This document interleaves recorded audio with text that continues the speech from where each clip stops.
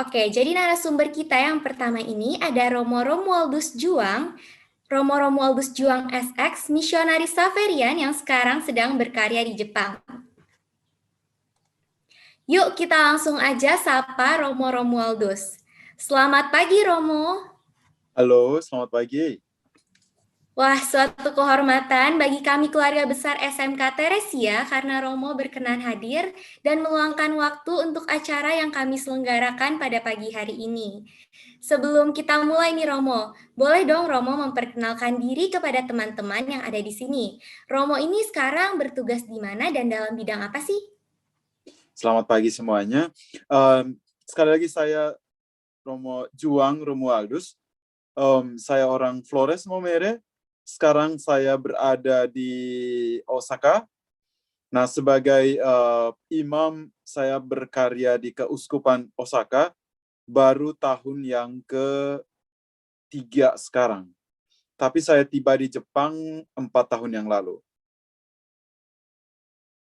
Wah, Karena udah tiap bahasa Jepang agak susah, jadi harus belajar dulu bahasa Jepang 2 tahun sebelum berkarya di paroki. Jadi sekarang setelah saya selesai belajar bahasa Jepang 2 tahun, kemudian ditugaskan di paroki sekarang tahun yang ketiga. udah lumayan lama ya Romo. Lumayan lama, mungkin enggak juga, karena baru 4 tahun. Kalau untuk di Jepang, 4 tahun itu seperti kita baru tiba kemarin. Gak kerasa ya Romo. Beda. Ya. Oke, teman-teman, Romo Romualdus nanti akan memberikan sharing mengenai tema Paskah, semakin mengasihi, semakin terlibat, semakin menjadi berkat. Oh ya Romo, kebetulan SMK Teresia ini kan memberikan pelajaran bahasa Jepang nih. Pastinya di sini teman-teman yang suka banget sama bahasa Jepang, mulai dari negara sampai bahasanya, pasti udah gak sabar nih buat denger sharing dari Romo. Nah, kita langsung mulai aja ya Romo. Oke. Nah, teman-teman semuanya, Oke, pertama-tama aku mau tahu dong Romo, dulu ketika baru tiba di Jepang, untuk belajar bahasanya gimana sih Romo? Sekalian berbagi informasi ke teman-teman nih, cara belajar bahasa Jepang yang baik dan benar. nah, jadi ketika tiba tahun 2016 di Jepang, 3 bulan pertama itu karena di Jepang itu sekolahnya mulai bulan April. Sementara saya tiba di Jepang itu bulan Desember, jadi masih ada jeda waktu sekitar 4 bulan. Dan dalam waktu 4 bulan itu saya mencari informasi di sekitar biara tempat saya tinggal. Itu ada namanya Japan Culture Center. Nah, di sana mereka menyediakan kesempatan kepada kita untuk belajar bahasa Jepang yang dasar, dan ada volunteer yang membantu kita untuk belajar setiap hari. Nah, belajar ini memang tidak membutuhkan biaya banyak, karena dalam kurun waktu 1 tahun itu saya hanya bayar 1.000 yen. Itu berarti 120.000 rupiah 1 tahun. Dan itu kita bisa belajar kapan saja. Nah, bagaimana dengan proses belajarnya? 3 bulan pertama memang karena belum tahu sama sekali, karena belajar dari nol, maka didampingi bagaimana cara untuk menulis yang hiragana, kemudian belajar yang cara menulis untuk yang katakana. Karena untuk alfabetnya Jepang kan kita mengenal ada hiragana, ada katakana, dan kemudian ada kanji. Nah, untuk kita mungkin lanjut ke kanji agak susah, jadi awalnya itu didampingi secara khusus untuk belajar yang menulis secara menulis yang hiragana yang sederhana, dan kemudian menulis yang katakana. Itu yang untuk 3 bulan pertama. Untuk bicaranya sama sekali belum bisa sama sekali, karena kita nggak tahu. Nah, kemudian bulan 4-nya itu saya masuk ke sekolah formal di kota Osaka, dan di sana 6 bulan pertama itu tidak banyak hal yang dikerjakan. Setiap hari itu hanya diminta untuk menulis berkali-kali hiragana dan kemudian katakana. Setiap hari itu menulis dalam buku kanji, buku tulis yang ada kotak-kotaknya itu, dan harus menulis sebanyak 10 kali. Harus diulangi. Nah, 6 bulan kedua itu kita mengenal adanya tulisan kanji tamago.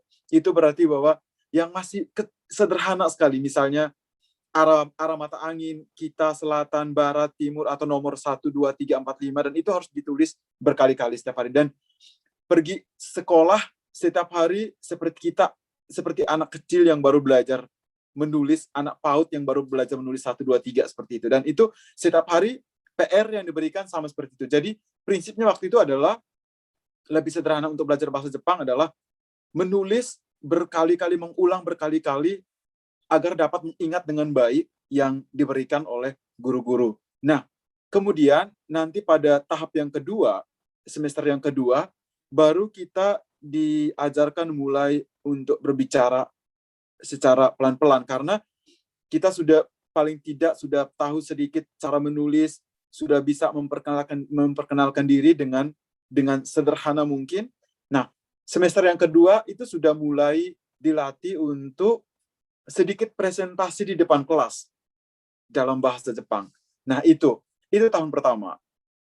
Jadi memang agak ribet, tetapi ya itu tadi, harus tekun untuk menulis setiap hari PR yang sama, selama 6 bulan PR yang sama dikerjakan yang sama dan sama.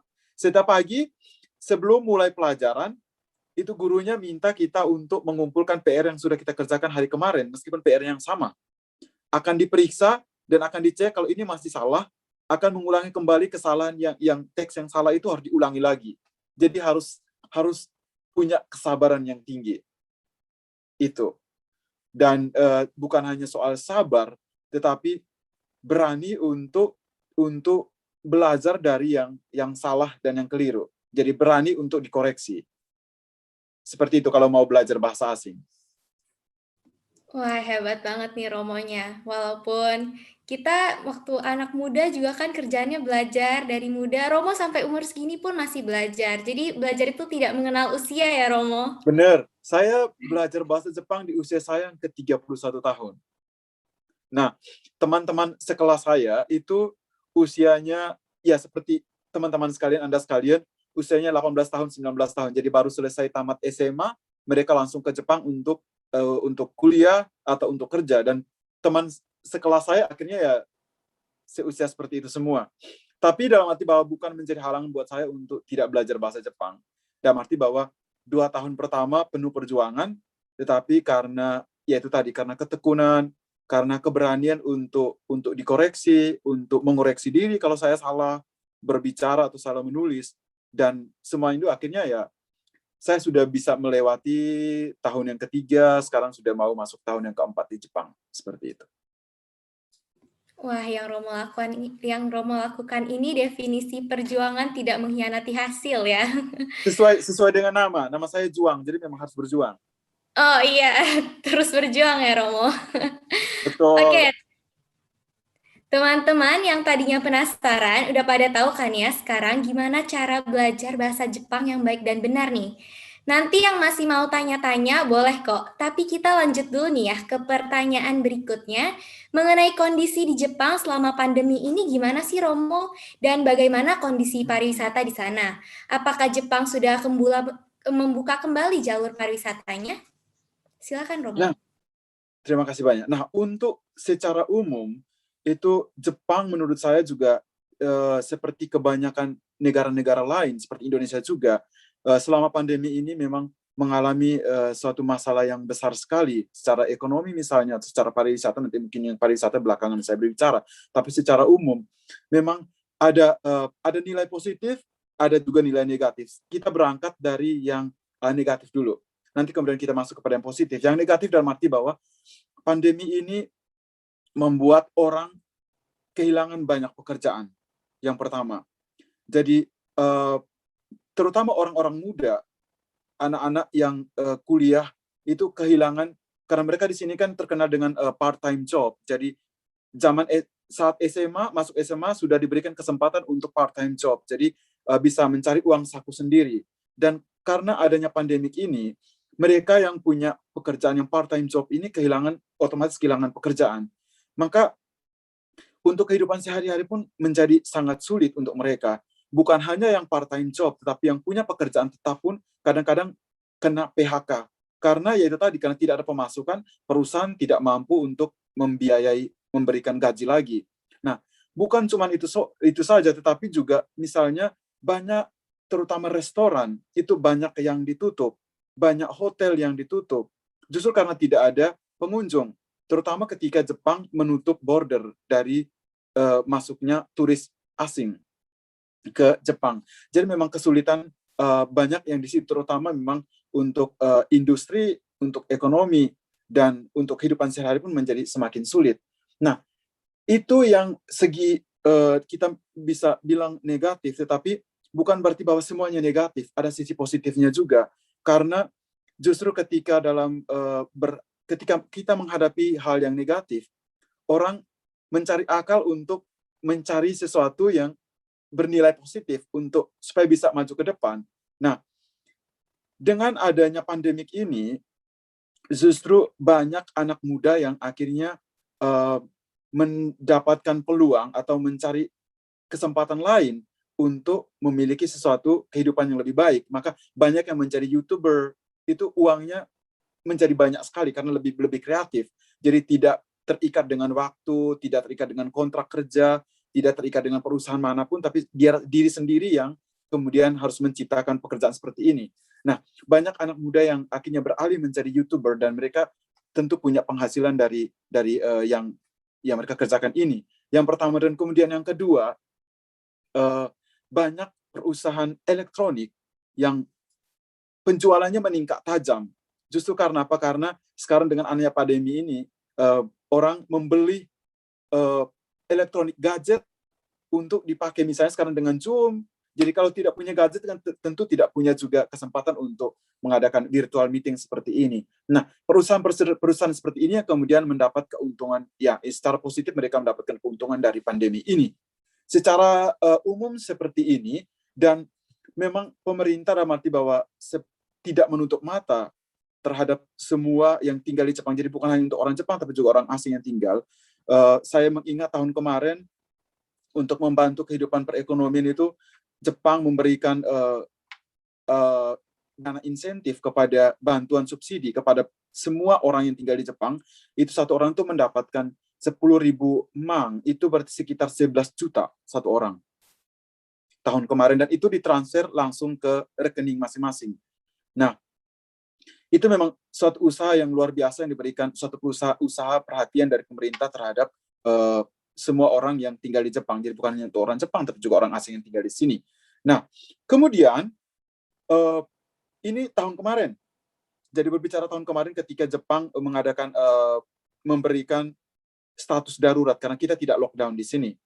Tetapi kemudian itu bulan April kemarin, kemudian ditutup sampai bulan Mei, dan kemudian sampai tahun ini bulan Desember sampai bulan Januari, lebih tepatnya Januari, itu kasusnya naik kembali, maka diberikan kembali status darurat tahap yang kedua. Tidak seluruh Jepang, tapi hanya ada beberapa kota besar yang memang lebih banyak pasiennya. Nah, terutama misalnya Tokyo, Osaka. Nah, akibatnya adalah apa? Banyak lagi restoran yang kesulitan untuk mendapatkan pengunjung. Maka Jepang mengatakan bahwa ya udah, buka dari jam 5 sampai jam 8 malam. Setelah itu jam 8 itu tutup, tapi jam 8 malam itu harus tutup karena pemerintah kemudian memberikan insentif setiap hari. Kalau tutup jam 8 berarti memberikan sekitar 3 juta, 4 juta per hari kepada misalnya usaha kecil yang membuka sampai jam 8 malam. Nah, ini sebagai bentuk perhatian dari pemerintah terhadap masyarakat Jepang sendiri. Kalau berbicara soal pariwisata, memang Jepang itu sangat terkenal untuk pariwisata ya. Dalam arti bahwa negara luar itu memandang Jepang itu luar biasa untuk hal yang untuk pariwisatanya sebagai suatu negara yang pantas untuk dikunjungi. Jadi memanjakan mata dan membuat orang menjadi betah, tidak hanya sekali tapi bisa berkali-kali berkunjung ke Jepang. Justru karena apa? Karena keindahan budaya, kemudian ramah tamahnya orang Jepang ketika menerima orang asing.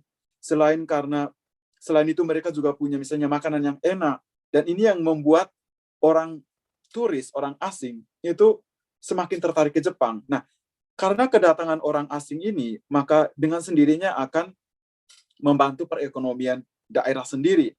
Nah, saya mengingat bahwa sampai tahun kemarin itu banyak restoran yang dibuka, kemudian banyak hotel-hotel baru yang dibuka, terutama karena saya tinggal sekarang dekat Bandara Kansai. Saya hanya tinggal sekitar 10 menit, 15 menit dari Kansai, itu untuk jalur internasional. Banyak sekali hotel yang dibuka, hotel tinggi megah yang dibuka, justru karena meningkat tajamnya turis sampai sebelum pandemi. Nah, ketika pandemi masuk ke Jepang tahun kemarin bulan Februari, kasus pertama bulan Februari tanggal 2, nah itu otomatis menurun sekali kedatangan turisnya. Kebanyakan turis yang datang itu dari Cina sama Korea, itu banyak banget. Ketika pandemi itu masuk, otomatis yang dari China sama yang dari Korea itu tidak masuk lagi, bukan hanya turis tapi juga para pelajar. Mereka tidak masuk kembali, maka otomatis pariwisatanya juga down banget. Akibatnya apa? Banyak yang tadi aku bilang dekat Bandara Kansai, hotel-hotel yang dibuka belum sempat dipakai sudah bangkrut. Jadi sudah ditutup, close down permanently. Jadi sudah tutup semua. Banyak restoran yang mempunyai nilai sejarah yang sudah bertahun-tahun, sudah sejak lama sekali, sudah tahun 50-an misalnya, akhirnya ditutup karena tidak mampu lagi untuk membiayai karyawan, untuk tidak mampu lagi membiayai rentalnya, maka mau tidak mau ditutup. Nah, ketika berhadapan dengan situasi seperti ini, kemudian Jepang bagaimana sih mencari solusi ketika pariwisatanya down, tidak ada pemasukan, rakyatnya bagaimana bisa menghidupi sehari-hari, maka tahun kemarin, bulan Juli, itu dia mencanangkan 2 program. Memang kedengarannya agak asing dalam bahasa Inggris, tapi mereka pakai dalam bahasa Inggris. Go to travel dan go to eat. Jadi mereka mengatakan dalam bahasa Jepang itu go to traberu sama go to ito. Jadi campaign untuk orang dalam negeri berangkat mengunjungi tempat-tempat turis untuk menyokong kehidupan perekonomian di daerah tertentu. Dan go to eat itu membantu orang untuk bisa keluar sebentar untuk makan di luar atau tidak membeli yang di luar supaya bisa menyokong perekonomian misalnya restoran tersebut. Cuman itu berjalan selama 3 bulan. Memang dampaknya sangat baik karena orang kemudian berpindah. Misalnya yang di Tokyo itu mereka ke Okinawa karena itu daerah panas seperti Indonesia. Atau tidak yang di Osaka itu mereka ke Hokkaido yang daerah dingin. Jadi ada perpindahan manusia seperti ini. Dengan adanya perpindahan ini maka mendongkrak pendapatan dari daerah yang dikunjungi. Bukan hanya soal pendapatan daerah dikunjungi, tapi juga transportasi, pemakaian kereta api. Orang Jepang banyak memakai kereta api, jadi memang ini juga menjadi satu pemasukan yang besar untuk negara sendiri. Tetapi setelah 3 bulan ternyata tidak memberikan satu dampak yang selain memberikan dampak yang positif, tapi juga ada dampak negatifnya karena orang yang dari Osaka atau yang dari Tokyo itu membawa virus masuk ke tempat itu. Jadi virusnya berpindah. Jadi kasusnya menjadi naik tajam dan akibatnya adalah dari bulan Desember tahun kemarin itu kasusnya itu naik pesat banget. Akhirnya dibatalkan yang go to campaign. Jadi campaign go to travel. Kemudian yang go to eat itu juga masih tetap dipertahankan sampai bulan Februari tahun ini. Nah, bulan Februari itu kasusnya naik kembali dan hari-hari ini pun naik kembali. Jadi yang go to eat itu untuk sementara di delay, bukan di delay tapi ditangguhkan untuk dilakukan kembali. Tapi sampai kapan kita juga belum tahu persis. Hanya memang secara ekonomi secara pariwisatanya di sini, dunia pariwisatanya memang sangat terpukul dengan berat dalam arti bahwa tidak ada pemasukan sama sekali. Tapi ada positifnya karena nanti bulan Juli ini ada Olimpiade, dan ini menjadi satu kesempatan yang besar juga untuk Jepang supaya mendapatkan pemasukan dari segi pariwisatanya. Tapi persoalannya itu tidak ada turis yang datang dari luar. Jadi tertutup untuk penonton yang dari luar Jepang. Karena Jepang masih menutup bordernya sampai sekarang. Hanya memang persoalannya itu tadi, kalau tidak dijalankan dengan baik, maka kasusnya pasti akan naik kembali. Itu yang bisa saya bagikan. Wah, menarik banget nih ya kondisi di Jepang saat ini selama pandemi, lalu usaha-usaha yang sudah diusahakan. Oke, teman-teman, kurang lebih begitu ya kondisi Jepang selama pandemi ini. Sebelum kita lanjut, saya melihat Romo Ferdinand sudah hadir. Sudah Selamat hadir. pagi, Romo. Kayaknya di Italia tengah malam tuh. Selamat pagi. Selamat pagi, Romo. Oke, setelah dari Romo Romualdus, nanti kita akan terbang ke Italia ya. Tapi kita akan lanjut kembali. Romo Romualdus, kita mau tanya nih. Kita mau mendengarkan sharing dari Romo mengenai tema Paskah. Semakin mengasihi, semakin terlibat, semakin bertanggung jawab. Silahkan, Romo.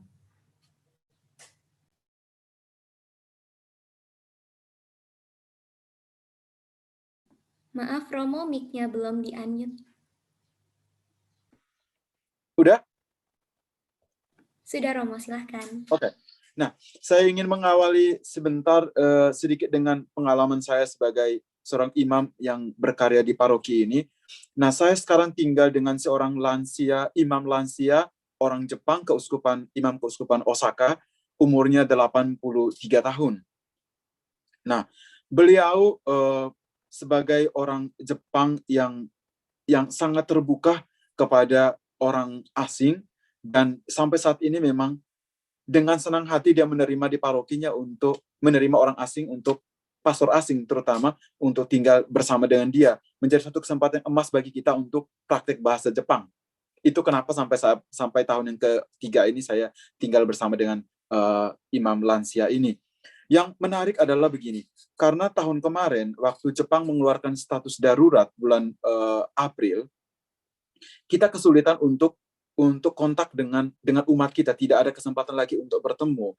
Karena untuk orang Jepang, pertemuan harian itu sama sekali tidak ada di gereja, tapi kita hanya bisa bertemu dengan mereka tuh hari Minggu. Dan ketika keluar status darurat itu, misalkan ditiadakan juga seperti Indonesia, seperti di tempat lain juga yang sama, maka pastor ini mengatakan, sebagai seorang imam, sebagai pastor paroki, beliau mengatakan apa yang mesti kita lakukan untuk bisa tetap kontak dengan umat kita. Maka beliau sendiri mengusulkan untuk mengontak umat itu satu persatu. Maka kami meminta pihak sekretariat untuk menyediakan bagi kami, memberikan kepada kami kontak dari semua umat kita.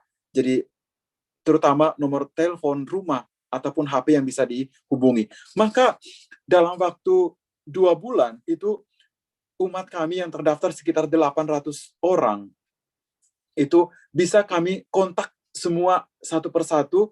Kontak untuk apa? Hanya untuk sekedar menanyakan apa kabar, apakah keluarga baik-baik, apakah sehat, karena sekarang kita di gereja tidak ada kesempatan lagi untuk bertemu, maka kami dari gereja untuk hanya mau mendengarkan kabar dari keluarga seperti apa. Nah, kesannya sangat positif karena setelah dibuka kembali kesempatan untuk misa offline, misa di gereja, kemudian banyak dari umat yang kita kontak itu, mereka mengucapkan banyak terima kasih karena mendapatkan perhatian dari pastornya sendiri. Ternyata bahwa dalam situasi sulit seperti itu, mereka tidak sendirian, mereka mendapatkan mereka memiliki orang yang memperhatikan mereka, walaupun hanya sekedar bertanya apa kabar, atau hanya sekedar menelpon. Dan ini memberikan suatu nilai yang sangat positif kepada mereka sendiri, karena merasa itu tadi, tidak sendirian. Maka, sesuai dengan tema Paskah tadi yang ditawarkan tadi, bagaimana berbagi, menurut saya, lebih kepada hal-hal yang sederhana yang bisa kita lakukan untuk orang lain. Untuk orang bukan hanya yang terdekat dengan kita, tetapi juga orang yang kita kenal.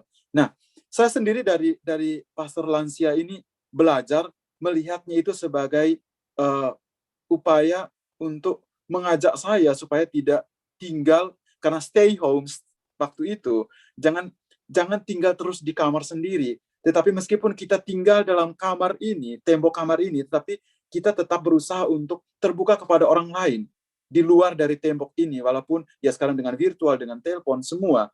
Dengan maksud apa? Supaya orang yang di luar sana itu merasa tidak sendirian. Karena kita di sini dipanggil menjadi seorang gembala yang mestinya memperhatikan mereka yang di luar. Karena mungkin umat kita sangat membutuhkan kehadiran, sangat membutuhkan sapaan dari pastornya sendiri. Nah, secara sederhana saya ingin mengatakan, pastor ini mengajarkan saya untuk menjadi seorang Samaria yang baik hati.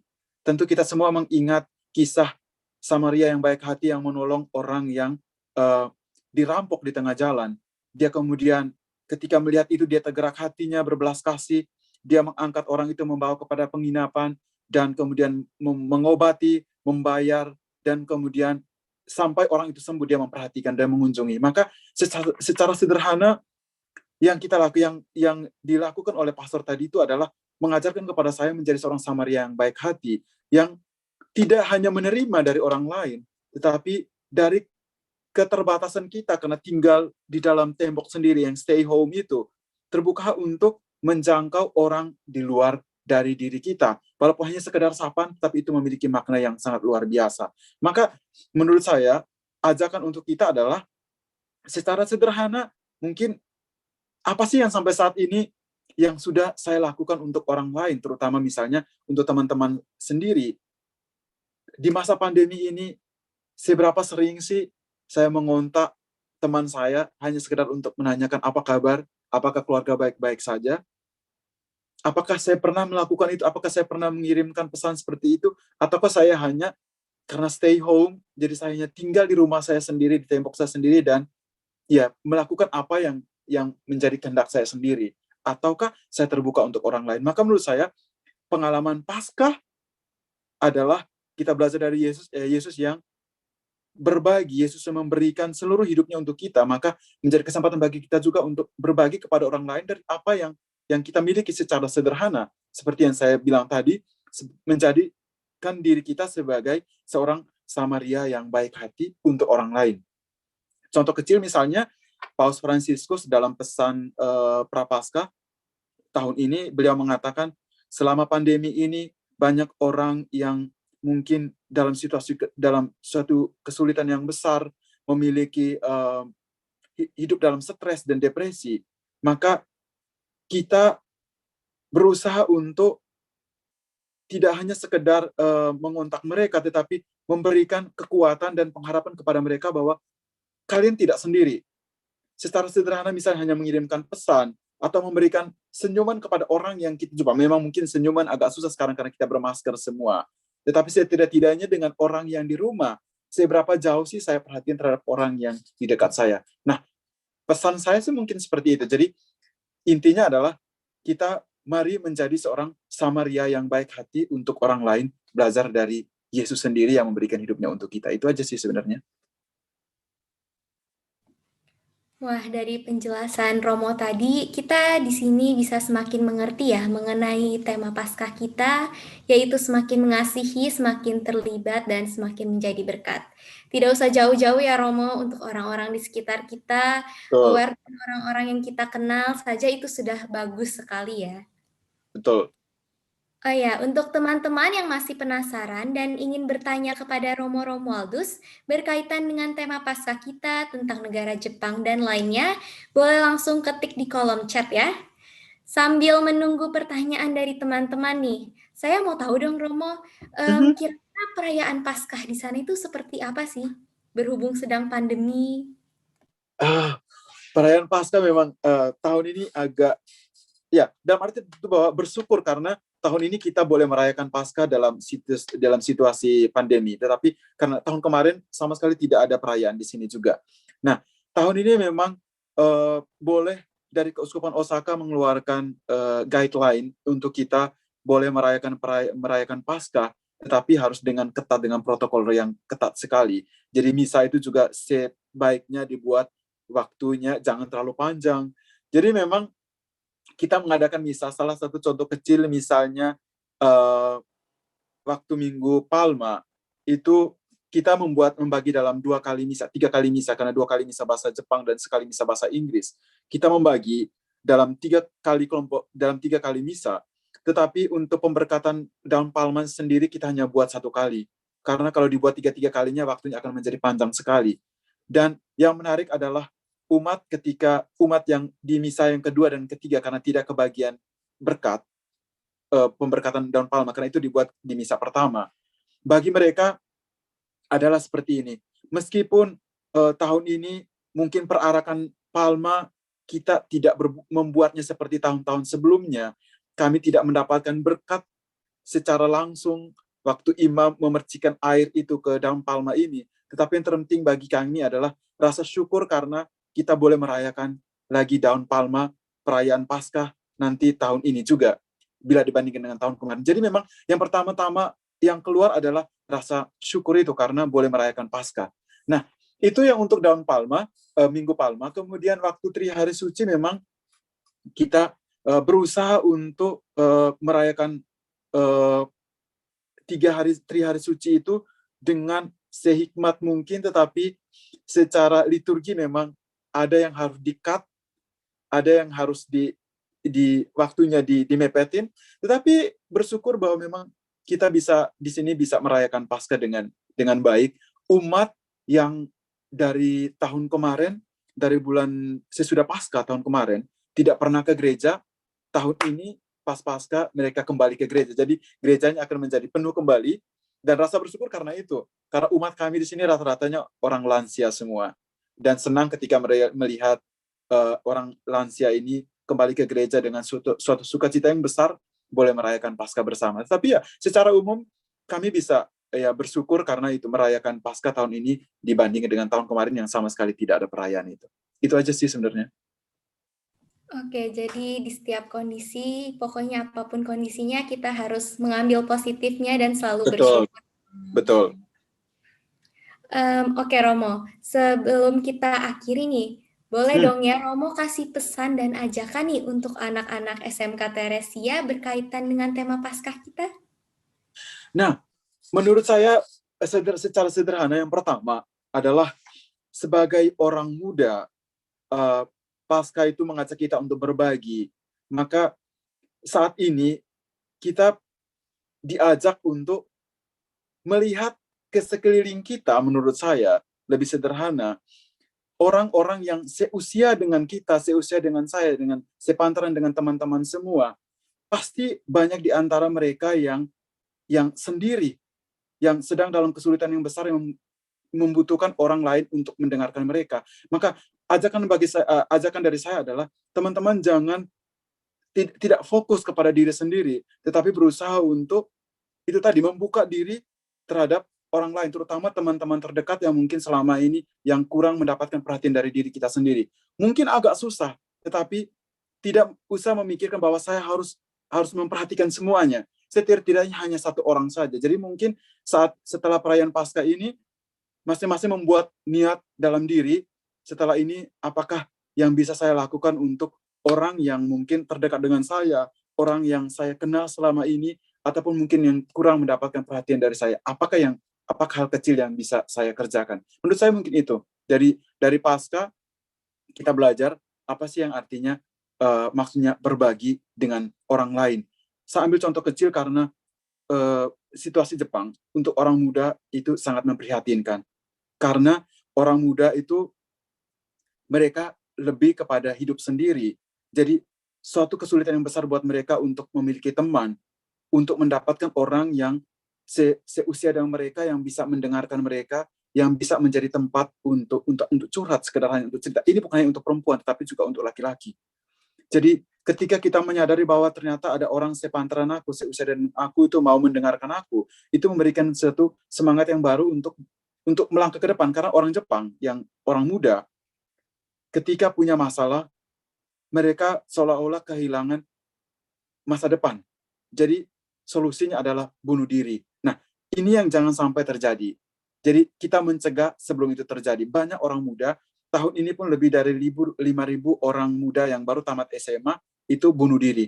Karena apa? Karena kesendirian, faktor kesendirian, tidak ada teman, tidak ada yang memperhatikan mereka, merasa hidupnya tidak berguna, ada kekosongan dalam dirinya. Maka teman-teman sekalian, kita yang dalam hal ini masih muda memiliki semangat, kita berusaha untuk menyemangati orang lain, memberikan dukungan bahwa apapun yang terjadi, kita berusaha untuk belajar secara positif, kita berjalan bersama. Jadi kamu tidak sendirian, ada saya di sampingmu. Nah, ini yang mungkin secara sederhana yang bisa kita kerjakan, bisa lakukan untuk orang lain, untuk teman-teman kita, untuk orang-orang terdekat kita. Itu aja sih memang yang mungkin menjadi pesan dari saya untuk teman-teman semua. Oke, itu dia pesan dari Romo. Untuk tadi kan saya dengar Romo tinggal ini bersama dengan pastor yang sudah cukup tua ya. Ya. Untuk anak-anak di Teresia nih, mungkin ada yang tertarik untuk menjadi imam misionaris Xaverian. Boleh kali ya temani Romo di Jepang. Oh, dengan baik. Senang banget kalau misalnya mau bergabung. Untuk kami di sini yang di Jepang, orang Indonesia yang Xaverian itu kami ada 2 orang. Saya dengan satu pastor orang Purworejo, orang Jawa Purworejo, dia di sini udah 12 tahun. Nah, bahasa Jepangnya udah lancar banget. Dan kami secara keseluruhan di sini kami ada 28 orang. Itu dari Italia, sebagian besar dari Italia, kemudian dari Spanyol, kemudian dari Meksiko, dan orang Indonesia. Jadi kalau misalnya ada yang mau bergabung, silakan. Kami menanti dengan senang hati. Ayo teman-teman, sudah dinantikan oleh Romo Romualdus yang segera lulus dari Tere, nanti mau coba-coba, boleh ya Romo? Ayo. Oke Romo, terima kasih banyak nih ya sudah banyak. bersedia untuk berbagi cerita kepada kami hari ini. Kami SMK Santa Teresia mengucapkan banyak terima kasih dan selamat Paskah. Nanti kalau Romo sedang liburan ke Indonesia, boleh singgah dulu ke Jakarta, lalu datang ke SMK Teresia ya Romo. Main-main ke sini. Kami tunggu ya Romo. Oh iya, terima kasih banyak. Ya, Tuhan memberkati semuanya. Bye-bye. Terima kasih atas sharingnya. Terima kasih banyak. Ya, Tuhan memberkati. Nah, teman-teman, sebelum masuk ke narasumber yang kedua, kita akan mendengarkan teman kita, Steffi dan Karen, yang memiliki suara emas untuk menyanyikan lagu Berkat Kemurahan-Mu. Silakan.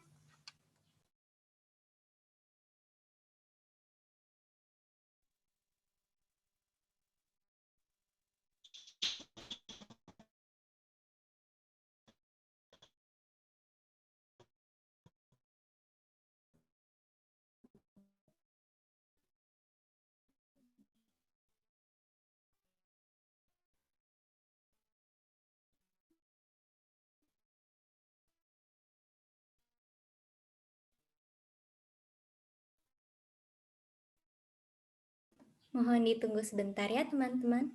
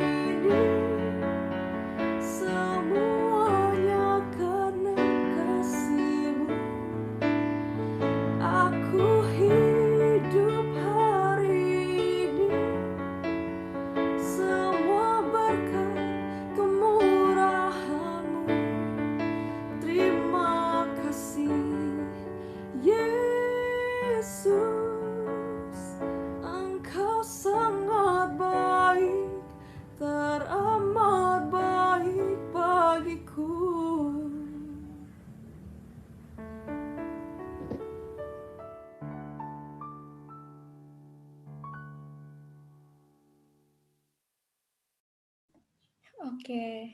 Aduh, saya terhura mendengar lagunya. Suara mereka bagus banget ya, lagunya juga indah banget. Terima kasih Steffi dan Karen. Oke, teman-teman, tadi kita sudah dengar nih sharing dari Romo Romualdus di Jepang. Sekarang karena tadi kita sempat delay dan pindah haluan ke Jepang, kita puter-puter lagi, kita balik ke Italia. Kita akan berbincang dengan Romo Ferdinand Supandri SX, misionaris Xaverian yang sekarang sedang berkarya di Italia. Yuk kita langsung sapa aja nih Romo Ferdinand. Halo Romo. Halo, selamat pagi Halo Romo, semuanya. selamat bergabung dalam acara kita pada hari ini dan selamat Paskah. Sebelum kita mulai nih Romo boleh ya memperkenalkan diri kepada teman-teman yang ada di sini. Romo sekarang sedang bertugas di mana dan di bidang apa sih? Oke. Yang pertama, minta maaf atas keterlambatannya. Karena di sini kami jam 3 pagi sekarang. Nama saya Pandri. Saya berasal dari Manggarai Barat. Dari Labuan Bajo itu sekitar 2,5 jam. Rumah saya sangat di kampung sekali. Beberapa bulan lalu baru masuk listrik. Itu asal saya. Saya dengan Pak Alfonsus Sunardi Jebadut, kami seangkatan dulu di waktu seminari tinggi dan sempat studi bersama di STF Driarkara yang ada di Cempaka Putih. Itu perkenalan singkat. Lalu kemudian sejak tahun 2012 itu saya dikirim oleh para pembesar saya untuk datang ke Italia. Pertama untuk belajar bahasa Italia dan kemudian untuk belajar teologi. Saya selesai studinya itu tahun 2016 dan kemudian ditabiskan di Indonesia di Medan tanggal 30 Agustus. Setelah ditabiskan mereka minta saya untuk balik lagi ke Italia untuk berkarya. Sekarang saya berada di kota yang namanya Salerno. Itu kalau kalian pernah dengar Napoli atau pernah dengar klub bola Napoli, dari sana ke tempat saya 70 km, 1 jam dengan mobil. Tapi kalau dari Roma itu jaraknya 300-an kilometer ke arah selatan kota Roma. Kundi tempat saya berkarya berada di Italia Selatan. Misi saya di sini, saya ditugaskan ke sini untuk menjadi animator, misioner kepada anak muda. Maksudnya itu bagaimana membangkitkan semangat misioner kepada anak muda seusia kalian ke atas. Jujur saja, keadaannya di sini lumayan sulit, terutama untuk usia kalian, usia universitas, karena kesibukan sekolah dan kuliah, kegiatan ekstrakurikuler, banyak di antara mereka tuh yang tidak mau pusing, tidak mau terlibat dalam kehidupan menggereja. Itu kesulitan yang paling besar yang saya alami di sini. Apalagi kami di Salerno ini kami tidak punya paroki, maksudnya kami tidak berkarya di paroki. Saya tinggal di komunitas dengan 5 orang pastor Italia. Yang paling muda umurnya 54 tahun. Yang paling tua umurnya hampir 102 tahun. Di komunitas tempat saya tinggal. Karena tinggal di komunitas kami ke parokinya untuk misa ketika ada permintaan. Sehingga jangkauan untuk bertemu dengan banyak umat atau bertemu dengan anak muda itu tidak reguler. Ketika misalnya kami punya kegiatan, kami bisa tawarkan ke mereka atau kami minta izin ke pastor paroki untuk melakukan kegiatan. Ya, kurang lebih itu. Oke, sebelumnya terima kasih banyak loh Romo sudah menyempatkan untuk mengikuti acara kami subuh-subuh begini. Dan itu dia ya tadi kurang lebih mengenai Romo Ferdinand. Tanpa berlama-lama lagi nih, kita langsung mulai aja ya Romo. Kelihatannya teman-teman udah nggak sabar nih untuk mendengarkan sharing dari Romo. Jadi teman-teman, di sini Romo Ferdinand akan memberikan sharing kepada kita mengenai pesan Paskah dari Paus Fransiskus. Tetapi sebelum itu, kita mau tahu dong Romo, awalnya Romo ke Italia itu kira-kira ada perubahan apa aja sih dari Indonesia ke Italia? Lalu Romo belajar bahasa Italia itu gimana sih? Silakan Romo. Ya. Perubahan pertama yang saya alami ketika tiba di sini itu, ya pertama perubahan pemahaman lah. Ketika saya masih di Indonesia itu, berbicara tentang Eropa dan Italia itu, ya kan negara maju. Dan sejauh yang saya lihat dan ikuti di sana itu, sepertinya di Italia itu tidak ada lahan kosong. Ya, semuanya terisi. Namun ketika tiba di sini itu, ya ternyata mereka juga punya lahan daerah seperti kita di Indonesia. Jadi apa yang saya bayangkan, apa yang saya gambarkan itu ketika saya masih di sana itu, ya tidak sesuai dengan kenyataan di sini. Jadi perubahan pertama itu adalah perubahan cara berpikir itu. Jangan membawa apa yang saya punya atau prejudisi yang saya punya terhadap orang lain. Nah, untuk mengubah itu ya perlu melihat kenyataan ini. Jadi keuntungan yang saya alami itu adalah ketika saya berangkat dari sana dan tiba di sini dan melihat tidak sesuai dengan yang saya bayangkan, itu berarti saya pikir, oh saya tidak perlu yakin begitu saja apa yang saya lihat atau yang saya dengar dari orang lain. Perlu punya verifikasi, perlu punya pengalaman juga untuk membandingkan apa yang saya pikirkan itu dengan kenyataan yang ada. Jadi perubahan pertama itu ya perubahan pola pikir itu. Lalu yang berikutnya, ini mungkin saya bicara tentang contoh saja. Ketika saya masih di Indonesia itu kan saya mengidentikan Italia itu dengan mobil Ferrari. Tidak tahu kalian bagaimana. Ya, saya pikir waktu itu ya semua orang Italia itu punya mobil Ferrari. Dan saya datang berharap untuk melihat dari dekat mobil itu. Sampai di sini jarang sekali, susah sekali untuk dapatnya. Untuk dapat melihat itu. Jadi ya mungkin contohnya sangat sederhana sekali, tapi perubahannya justru itulah. Perubahan pola pikir tadi itu. Karena kita kan kadang melihat orang lain itu dari cara saya melihatnya atau menilainya. Dan saya yakin itu benar. Dan ternyata itu harus diubah, diperbarui. Itu bisa diperbarui ya ketika saya berhadapan, ketika saya mau keluar dari cara pikir itu. Jadi perubahannya itu jadi mungkin kalian menunggu apalah sesuatu yang spektakuler. Ternyata memang itulah. Ketika saya keluar dari budaya saya, ya perlu ada keseriusan itu untuk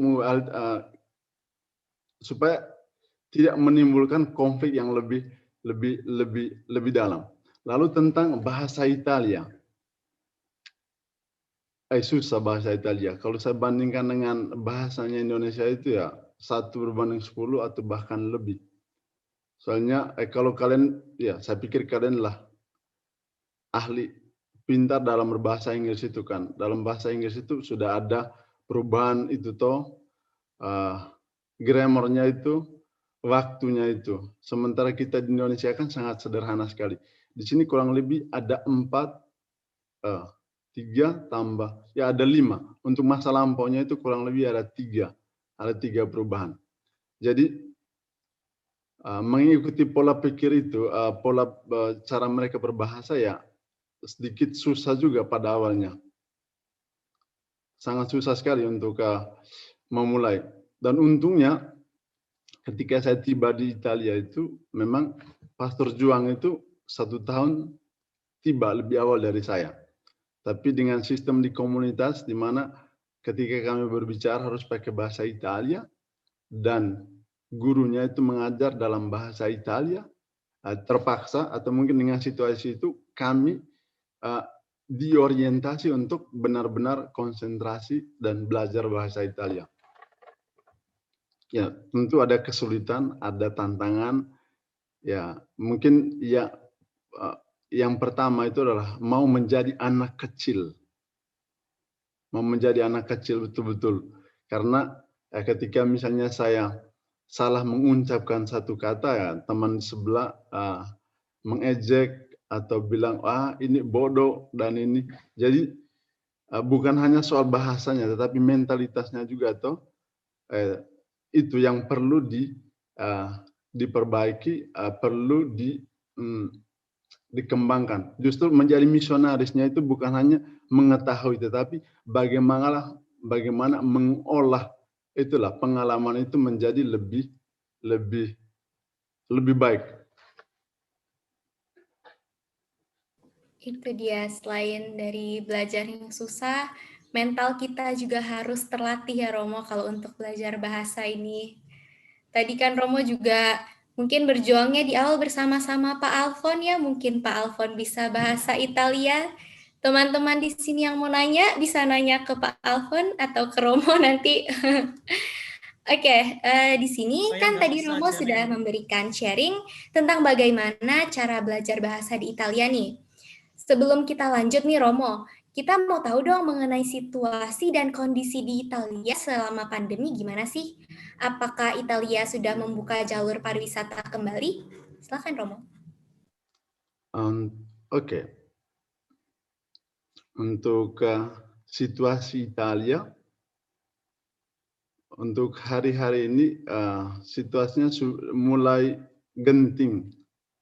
Dalam arti jumlah kasusnya naik kembali. Sekitar 1 bulan yang lalu itu ya mencapai 30.000 per hari. Sampai 10 hari lalu turun menjadi 10.000. Itu kasus baru. Tapi 3 hari terakhir naik menjadi 17.000 lagi. Itu yang terkena kasus baru. Jadi jumlah korban COVID di Italia sudah 100 belasan ribu yang meninggal. Belum terhitung yang terjangkitnya itu. Per hari sekarang itu yang meninggal kurang lebih 300 kalau saya tidak salah. Itu mungkin data singkat yang bisa saya ingat. Lalu tentang pariwisata, ya bicara tentang pariwisata itu memang sangat luas sekali lingkupnya toh. Ada yang pariwisata natural itu kah ke pantai atau ke gunung. Untuk sementara hal itu ya untuk periode sekarang itu ada keterbukaan itu, ada peluang untuk beraktivitas. Sementara yang pada awalnya itu tahun lalu sama sekali itu yang 1 bulan lebih itu sama sekali tidak ada aktivitas. Jadi waktu itu memang jumlah korbannya sedikit, ya tapi kesulitan ekonominya sangat tinggi sekali waktu itu. Seperti Pastor Juang sudah katakan tadi itu ya, dunia pariwisata itu di sini yang mengalami katakanlah menjadi korban. Korban nyawa jelas ada, tapi kemudian korban pariwisatanya itu sangat besar sekali, terutama yang bergerak di bidang perhotelan, lalu tentang restoran, kemudian yang terkait museum itu kah? Tidak tahu bagaimana membahasakannya karena pengunjung sangat sedikit sekali. Jadi memang Italia sangat rugi dalam hal ini karena itu sudah terutama 1 bulan terakhir ini orang sudah tidak mau tinggal di rumah lagi. Orang sudah banyak protes. Lalu tentang sistem pemerintah mengatasi lockdown ini, Kalau awalnya itu memang membuat lockdown secara nasional, tapi 6 bulan terakhir ini pemerintah menerapkan sistem berdasarkan data, ya, jumlah kasusnya, lalu kemudian ketersediaan tenaga medis juga rumah sakit. Kalau misalnya kan di provinsi saya itu rumah sakitnya banyak, lalu jumlahnya banyak, jumlah korbannya banyak, ya tetap dilonggarkan. Tapi kalau misalnya satu provinsi jumlahnya banyak, lalu ketersediaan tenaga medisnya sedikit, maka provinsi itu di lockdown, di karantina begitu. Jadi dengan sistem itu, agar pemerintah Italia membuka peluang supaya ekonomi itu bisa berjalan. Itu ekonomi, tapi di bagian pariwisatanya itu masih boleh dikatakanlah masih mandek. Jadi memang terasa sekali akibatnya itu. Yes, itu masalah ekonomi. Tapi mungkin yang bisa saya bagikan ke kalian soal pariwisata itu, mengingat bahwa kalian itu adalah masa depan ya pariwisata dan di Indonesia untuk bidang ini sudah mulai meningkatlah. Niat masyarakat untuk bekerja dalam bidang semakin tingkat. Mungkin belajar dari situasi di Italia. Kenapa di Italia itu banyak sekali pengunjungnya? Ya, pariwisatanya mereka itu ya natural itu kan. Tentang pantai mereka punya, lalu ke gunung mereka punya. Lalu yang menonjol di sini itu adalah tentang ini, karya seni, lalu kemudian tentang sejarah. Tentang sejarah. Itu banyak sekali museum. Banyak sekali karya seni yang ada. Dan kalau mau dilihat karya seni ini lahir karena ada kreativitas orang pada waktu itu. Jadi sekarang orang Italia itu justru menikmati kreativitas orang 200 tahun yang lalu, 300 tahun yang lalu. Dan itu saya pikir kita semua punya. Jadi, mungkin dengan sharing ini, ya perspektif yang mau saya bagikan adalah bukan perspektif iklan itu kah? Kalau iklan kan mengajak orang untuk membeli produk saya. Tapi dengan ini saya minta supaya justru kalian yang membuat iklan. Kalian yang perlu menciptakan sesuatu yang kemudian bisa menjadi daya tarik. Jadi Italia itu sudah 500 tahun lalu itu katakanlah sudah menciptakan. Maka sampai sekarang orang Italia hidupnya justru dari pariwisata ini. Nah, untuk kalian misalnya itu, mungkin orientasi studinya itu ya bukan untuk bekerja di suatu perusahaan, tapi untuk menciptakan sesuatu. Ya, karya seni yang ada di Italia itu lahir justru dari ini. Kita bicara tentang iman Katolik toh. Ratusan tahun lalu itu kan banyak orang yang tidak bisa membaca. Lalu bagaimana para pastor dan misionaris itu membuat supaya orang mengerti tentang kitab suci, mereka menggambar. Maka di banyak gereja, di banyak katedral itu banyak sekali itu karya seni yang membicarakan itu tentang kitab suci, tentang hidup Yesus. Dan orang sekarang banyak datang untuk melihat hasil itu. Nah, justru dengan waktu itu kan mereka berusaha bagaimana caranya mengajarkan iman. Karena orang tidak tahu menulis, maka mereka buatnya dengan cara itu. Jadi kemampuan untuk membaca peluang. Kemampuan untuk membaca peluang itulah. Mungkin pada saat itu orientasinya hanya untuk katekisme. Tapi sekarang itu justru orang ke gereja itu bukan untuk berdoa, tapi melihat hasil karya seni itu. Dan hasil karya seni itu lahir karena memang orang mau menciptakan sesuatu yang berguna. Inilah perspektif yang saya mau bagikan, yaitu jangan hanya mengagumkan apa yang orang punya itu, tetapi coba membuat dari kreativitas kita itu melahirkan sesuatu yang pada saatnya nanti bisa bermanfaat, bisa menarik perhatian banyak orang. Itu di samping itu di Italia itu karena sektor pariwisata ini sangat-sangat digemari, maka pemerintah caranya apa? Mereka menjamin supaya pariwisata itu ketika orang datang di situ merasa betul-betul aman. Terutama yang pariwisata natural itu kan.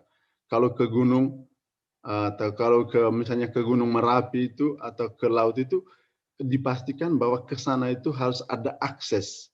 Jadi pemerintah itu membuat supaya itu bisa diminati. Ya, kenapa saya bilang ini sangat penting? Ya, karena kalian pemerhati pariwisata ya, perlu itu juga.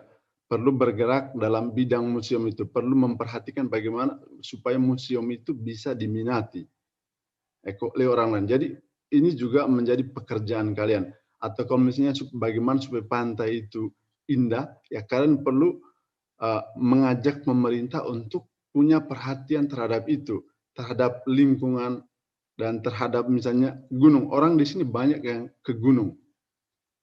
Dan kita di sana mungkin ke gunung itu hanya di kota saja, sementara orang yang di kampung tidak, karena setiap hari ke gunung sana. Jadi tapi di sana itu sangat berbahaya karena tidak ada jaminan keamanan ketika orang datang. Jadi pemerhati pariwisata itu perlu mendorong pemerintah untuk punya orientasi untuk menjaga, untuk melindungi supaya orang yang datang itu merasa betul-betul pariwisata daerah itu dikelola dengan baik. Jadi maksud saya itu supaya kita tidak orientasinya datang ke sini. Saya tidak mengajak kalian untuk datang ke Italia. Tetapi saya mau supaya dengan kreativitas kalian, kalian mengundang orang Eropa datang ke Indonesia. Ini saya pikir sangat nasionalis sekali karena membantu perekonomian bangsa, tetapi juga membuka pekerjaan kepada banyak orang di sekitar situ. Tidak tahu apakah apa yang saya sampaikan bisa kalian mengerti? Oke teman-teman, itu tadi Romo sudah menjelaskan kurang lebih kondisi di Italia selama pandemi ini.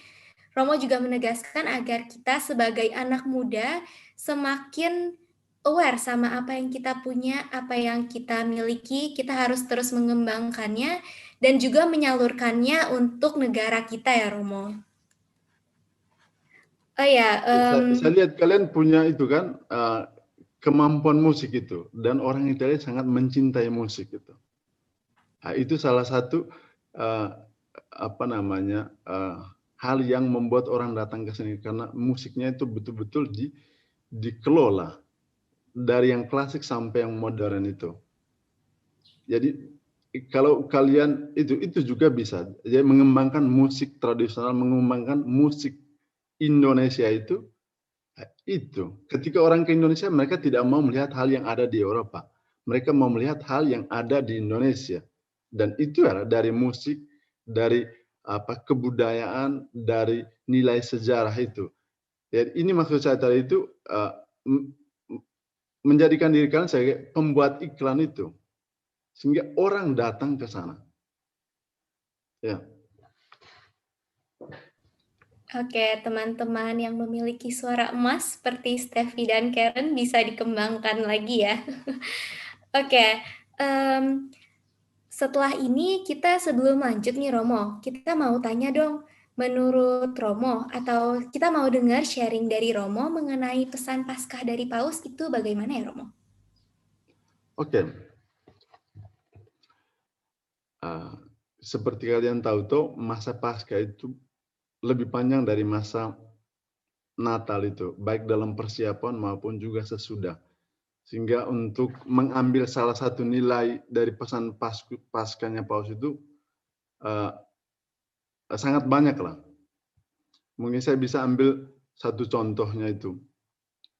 Waktu Paus itu merayakan Kamis Putih, dia tidak merayakannya di Santo Petrus, tapi dia merayakannya di kapela pribadinya satu kardinal. Nama kardinal itu Kardinal Becciu. Kardinal itu beberapa bulan lalu itu dinonaktifkan dari Vatikan karena terduga korupsi. Nah, justru pilihan Paus itu merayakan malam Kamis Putih di situ tuh banyak mengundang perhatian, pertanyaan dari umat. Saya mengambil contoh ini karena memang pesannya itu sangat mengena, bahwa Paus Fransiskus itu berpihak pada kebenaran. Itu yang salah itu ya perlu dikoreksi, perlu ada prosesnya, dan Paus itu tidak menilai lebih awal siapa yang salah, maksudnya kan tidak menghukum sebelum ada prosesnya itu. Itu yang pertama. Lalu yang kedua itu justru menunjukkan kebapaannya Paus itu. Dalam arti ya, umat itu bisa bersalah, bisa berdosa. Seperti mungkin kisah perempuan yang yang berzina. Jadi Yesus justru mengatakan dosanya itu yang dihukum, tapi bukan orangnya.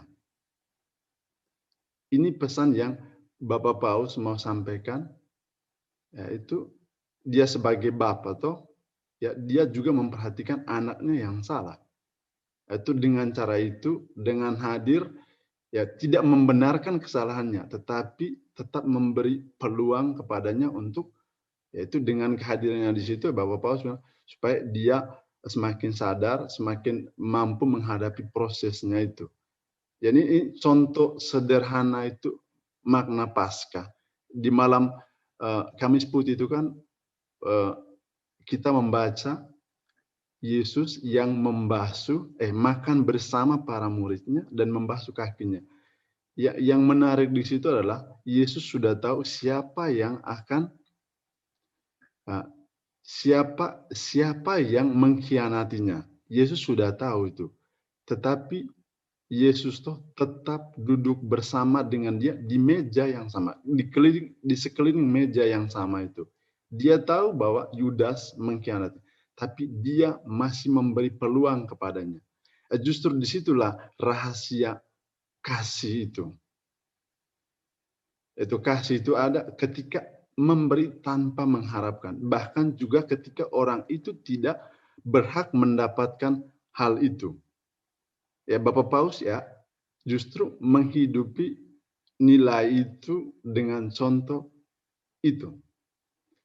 Lalu kemudian tentang makna Paskah tersendiri itu, ya Bapak Paus dalam pesan Urbi et Orbinya itu, ya dari Roma dan ke seluruh dunia itu, dia berbicara tentang kebangkitan itu kan. Ketika ketiga perempuan pergi ke kubur, sampai di sana mereka tidak menemukan Yesus. Ada satu malaikat yang bilang, Yesus sudah bangkit. Dia tidak ada di sini. Kamu harus pergi ke Galilea. Pesan Pausnya itu adalah, ya ketiga perempuan ini kan mencari Yesus di kubur. Kubur itu kan tempat orang mati. Tapi pesan imannya itulah bahwa kita tidak perlu mencari Yesus di kubur. Tapi kita perlu mencari Yesus itu di mana ketika dia di tempat di mana dia memulai pesannya itu, yaitu di Galilea. Ketika dia bertemu orang, ketika dia memilih ke-12 rasul, ketika dia masuk makan bersama orang miskin.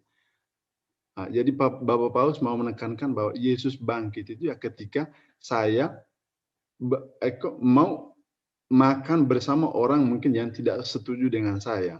Ketika saya masuk mau bergabung, merasa sederajat dengan orang miskin.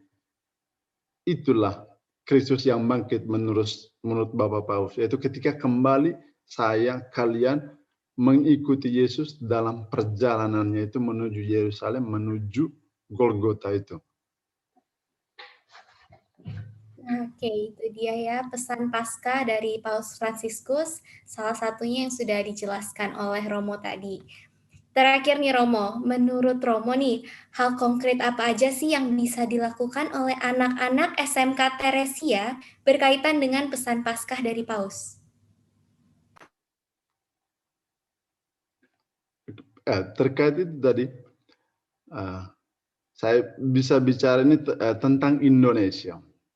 Ketika saya tiba di Italia, saya semakin menghargai, bangga dengan orang Indonesia, bangga dengan budaya kita, bangga dengan kebinekaan kita.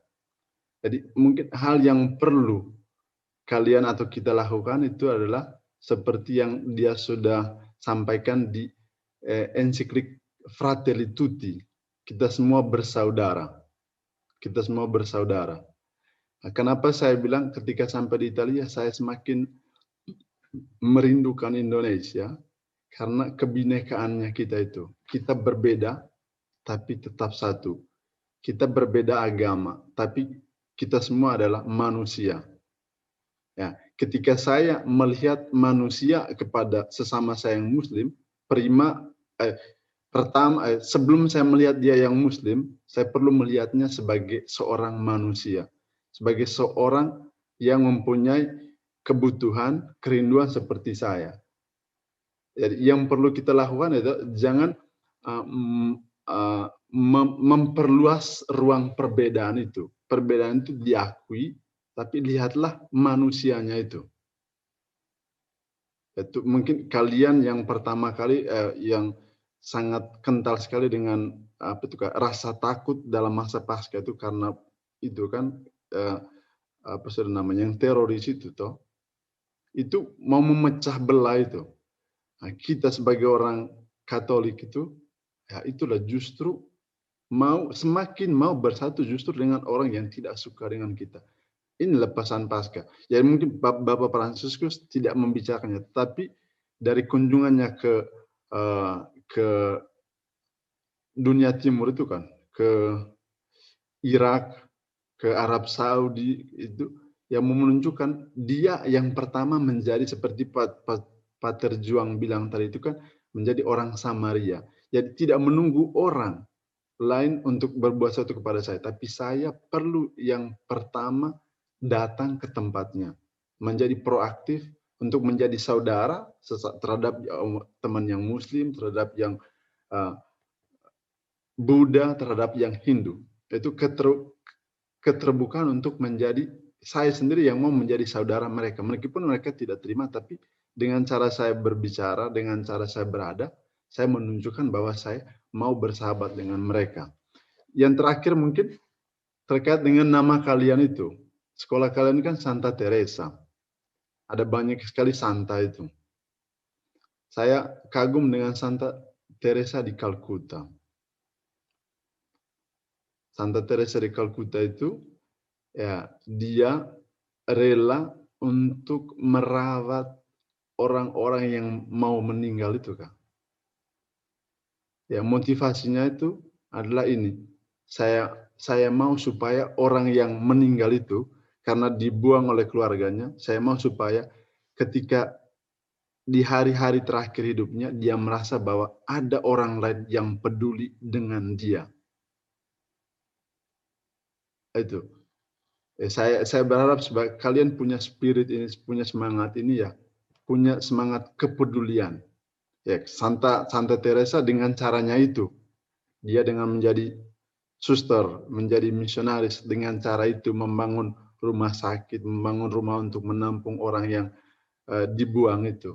Tapi intinya peduli, mau menunjukkan bahwa saya peduli dengan kamu, saya merasa bahwa saya sebagai saudara kamu. Ya, inilah pesan Paskah konkret, sederhana yang tidak hanya para pastor yang bisa buat, tapi kalian, kita semua bisa. Oke, itu dia ya teman-teman, pesan dari Romo Ferdinand mengenai pesan Paskah dari Paus. Pertama, kita harus menjunjung tinggi Bhinneka Tunggal Ika, lalu kita juga harus mau melayani sesama. Kalau bukan dimulai dari orang lain, diri sendiri kitalah yang harus memulai duluan. Oke, sampai di sini aja ya sharing dari Romo Ferdinand. Terima kasih Romo sudah bersedia untuk berbagi cerita kepada kami hari ini mengenai pesan Paus. Kami SMK Teresia mengucapkan banyak terima kasih. Nanti kalau Romo sedang ke Indonesia, boleh main ke SMK Teresia, mungkin bersama Romo Romualdus juga. Kami tunggu ya Romo. Ya, mudah-mudahan bisa. Terima kasih banyak untuk perhatiannya, undangannya, dan Saya berharap kalian bisa menjadi orang Katolik muda yang penuh semangat. Amin, Oke. terima kasih Romo. Mari. Oke teman-teman, sampai di sini dulu bincang-bincang kita mengenai pesan Paskah bersama Romo Ferdinand dan juga Romo Romualdus. Terima kasih banyak Romo, selamat Paskah dan selamat melanjutkan aktivitas kembali. Mungkin untuk Romo Ferdinand, selamat istirahat, melanjutkan istirahatnya kembali. Romo Romualdus, selamat melanjutkan aktivitasnya kembali. Terima kasih Romo.